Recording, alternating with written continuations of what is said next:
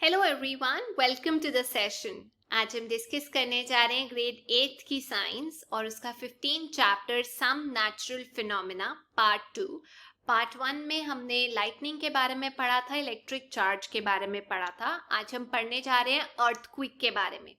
जैसे कि हमने थंडरस्टॉर्म, लाइटनिंग, साइक्लोन्स के बारे में पढ़ा था, जो कि नेचुरल फिनोमेना है जिसकी वजह से ह्यूमन लाइफ पे भी इफेक्ट होता है, प्रॉपर्टी पे भी इफेक्ट होता है। लेकिन आज क्योंकि साइंस में इतनी डेवलपमेंट हो गई है, तो आप पहले ही प्रिडिक्ट कर लेते हो कि थंडरस्टॉर्म कौन से एरिया में बन रहा है। वेदर डिपार्टमेंट एक्टिवली काम कर रहा है। थंडरस्टॉर्म के साथ आती है लाइटनिंग, कई बार साइक्लोन्स भी आ जाते हैं।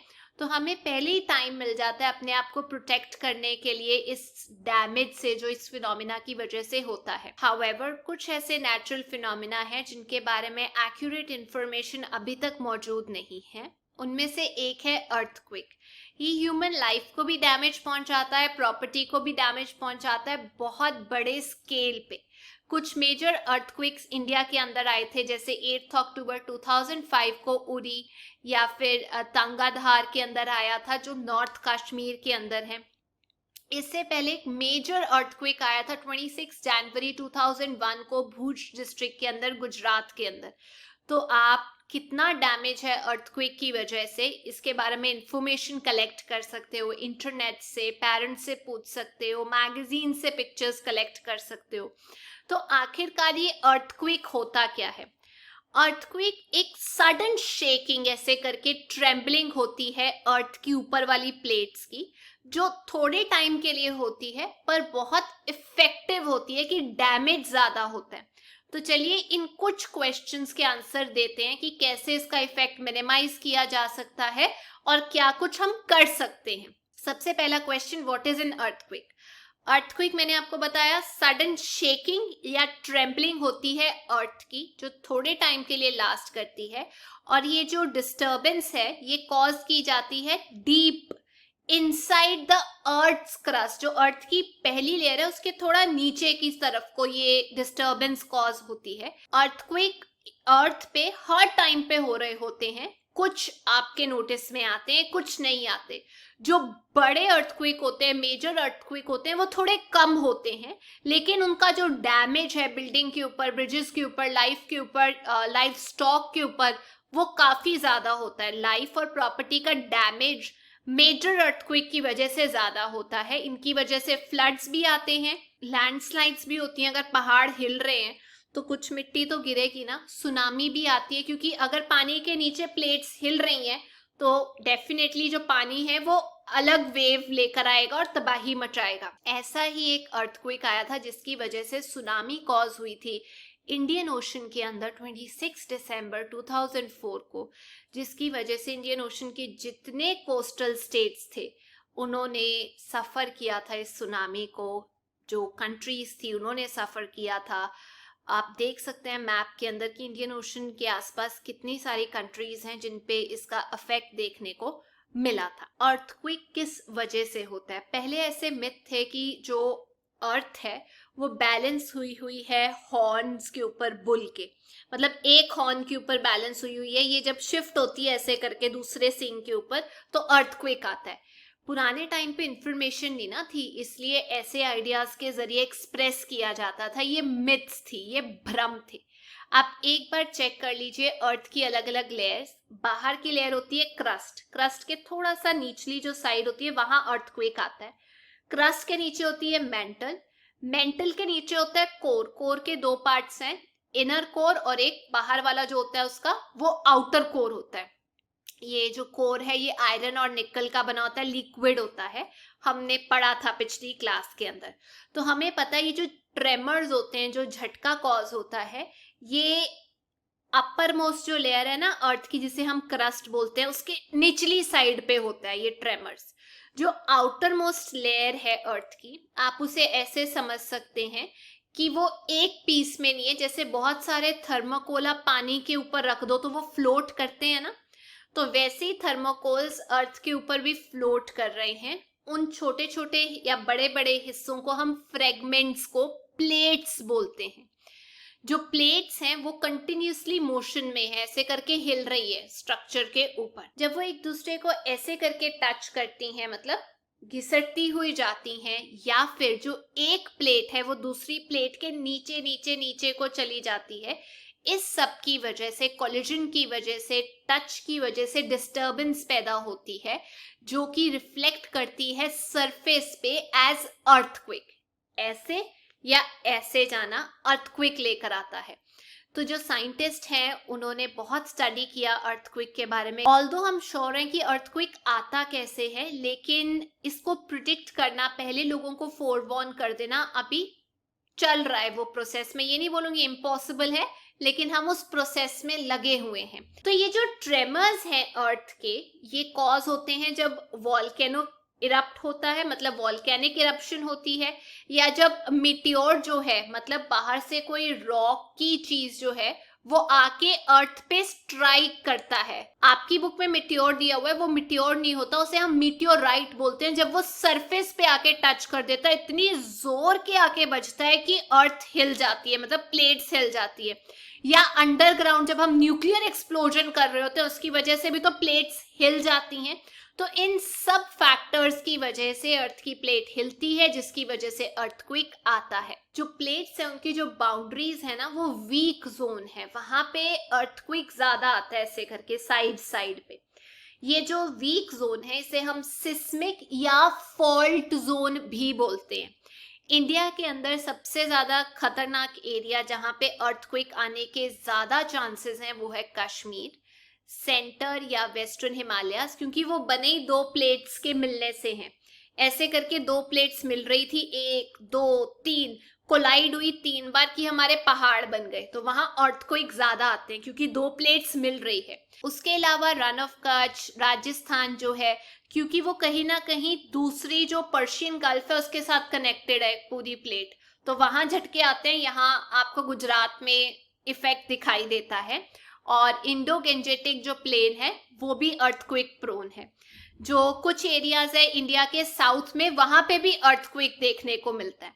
अब आप ये सोचोगे कि अर्थक्वेक जो आता है उसको हम कैसे एक्सप्रेस करते हैं, मतलब क्या कोई स्केल है जिसके जरिए हम एक्सप्रेस कर सकते हैं? जी हाँ, कितने भयंकर लेवल पे, मैग्नीट्यूड पे अर्थक्वेक आया है उसको मापने के लिए हम एक स्केल यूज करते हैं जिसे हम बोलते हैं रिक्टर स्केल। इसकी रेटिंग होती है 0 से लेके 9 तक, 10 तक नहीं होती। जो 7 के बाद का मैग्नीट्यूड है वो ज्यादा भयंकर होता है। वो अर्थक्वेक जो होता है वो ज्यादा डैमेज लेकर आता है, वो वाला अर्थक्वेक। तो अब आपको क्लियर हो गया, 0 1 2 3 लेवल के छोटे मोटे अर्थक्वेक हैं, हम लोगों को ज्यादा उसके बारे में पता नहीं लगता। अब कुछ लोगों को ये लगता है कि रिक्टर स्केल पे अगर आप 0 से 1 पे जा रहे हो, 1 से 2 पे जा रहे हो, तो जो डिस्ट्रक्शन है वो इक्का दुक्का ही बढ़ेगी। मान लीजिए आप 4 मैग्नीट्यूड से 6 मैग्नीट्यूड पे जा रहे हो, तो 1.5 टाइम जो इफेक्ट है डिस्ट्रक्शन का वो देखने को मिलेगा। रॉन्ग। इनफैक्ट जो रिक्टर स्केल के ऊपर आप 2 मैग्नीट्यूड का जंप करते हो, इसका मतलब ये होता है कि 1000 टाइम ज्यादा डिस्ट्रक्टिव एनर्जी आई है। तो मतलब अगर आप 4 मैग्नीट्यूड से 6 मैग्नीट्यूड पे जाते हो तो 1000 टाइम्स मोर डिस्ट्रक्टिव पावर होगी उस अर्थक्वेक की। इतना इजी नहीं है इसको समझना। तो ये बातें अक्सर लोगों को नहीं पता होती, बट आई बिलीव अब आप लोगों को ये इंफॉर्मेशन हो गई है। एक और चीज है, जब अर्थक्वेक आता है जहां से ओरिजिनेट होता है धरती के नीचे, उस पॉइंट को हम फोकस बोलते हैं, और उस पॉइंट के सीधा ऊपर जो धरती का पॉइंट आता है उसे हम एपीसेंटर बोलते हैं। अर्थ के सरफेस पे एपीसेंटर, नीचे होता है फोकस। फोकस के आसपास ना आपको ऐसे वेव्स दिखाई देंगी। अब ये जो वेव्स हैं कितनी भयंकर है, सिस्मिक वेव कितनी नहीं भयंकर, इसको हम रिकॉर्ड करते हैं एक इंस्ट्रूमेंट के जरिए जिसे हम बोलते हैं सिस्मोग्राफ। ये मेजर करता है कि कितनी शेकिंग कॉज हो रही है एक अर्थक्वेक के जरिए।